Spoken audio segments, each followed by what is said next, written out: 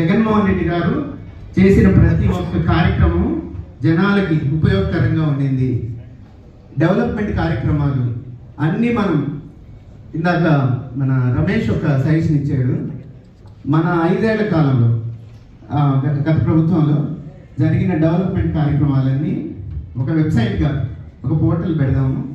3 to 4 years ఏదైతే time ఉందో మనం జగనన్నకి అండగా ఒక బ్యాక్ బోన్ లాగా ఉండి ఇన్ఫ్లుయెన్స్ చేసి జగనన్నకి ఎక్కడైతే మన ఉపయోగం ఉందో అక్కడ ఆ ఖాళీ కనపడిందో అక్కడ మనం పోయి ఆ ఖాళీని భర్తీ చేసుకుంటూ జగనన్నకి అండగా ఉండి రేపు 2029లో జరిగే ఎలక్షన్లో మన ద్వారా ఎంతో కొంత పర్సెంట్ ఓటింగ్ జగనన్నకి యాడ్ చేసి ఆయన గెలుపులో మనం భాగమవుదాము.